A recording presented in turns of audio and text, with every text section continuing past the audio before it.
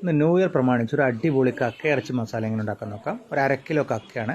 അതിലേക്ക് നമ്മൾ ആവശ്യത്തിന് മഞ്ഞൾപ്പൊടിയും ഉപ്പും വെള്ളവും ചേർത്ത് കക്ക വേവിക്കുക. നല്ലപോലെ വേവിച്ചെടുക്കുക. ആ സമയത്ത് നമുക്ക് 2 സബോള ചോപ്പ് ചെയ്തതും ഒരു 3 പച്ചമുളക് നീളത്തിലരിഞ്ഞതും ചെറിയ കഷ്ണം ഇഞ്ചി നീളത്തിലരിഞ്ഞതും ഒരു 6 വെളുത്തുള്ളി നീളത്തിലരിഞ്ഞതും അരിഞ്ഞ് മാറ്റിയതിന് ശേഷം നമ്മൾ ഒരു ഫ്രൈ പാനിലേക്ക് വെളിച്ചെണ്ണ ഒഴിച്ച് ഈ അരിഞ്ഞ് വെച്ചതെല്ലാം അതിൽ ചേർത്ത് നല്ല പോലെ ഒന്ന് സോട്ട് ചെയ്യുക. പച്ച മണം മാറുന്ന വരെ ഒന്ന് സോട്ട് ചെയ്ത് കൊടുക്കുക. അതിലേക്ക് നമ്മൾ 2 സബോള ചോപ്പ് ചെയ്ത സബോളയും ചേർത്ത് നല്ലപോലെ വഴറ്റിയെടുക്കുക. ആവശ്യത്തിന് കറിവേപ്പിലയും ആഡ് ചെയ്ത് കൊടുക്കുക. ഈ മസാലയ്ക്ക് വേണ്ട ഉപ്പും ആഡ് ചെയ്ത് കൊടുക്കുക. ഇത് നന്നായിട്ടൊന്ന് സോട്ട് ചെയ്തെടുക്കുക. ഈ സമയത്ത് നമ്മുടെ കക്ക വെന്തിട്ടുണ്ടാവും.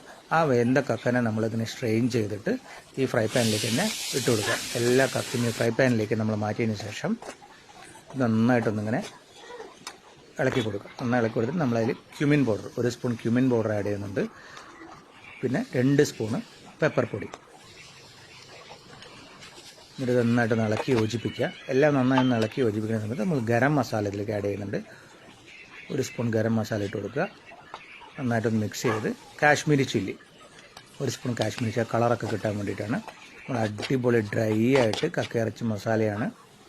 അപ്പോൾ ഇത് ഉണ്ടാക്കി നോക്കുക. ഇഷ്ടമായാൽ എൻ്റെ ചാനൽ സബ്സ്ക്രൈബ് ചെയ്യാനും ബെൽ ഐക്കൺ അമർത്താനും മറക്കരുത്. Thanks for watching my cooking vlogs.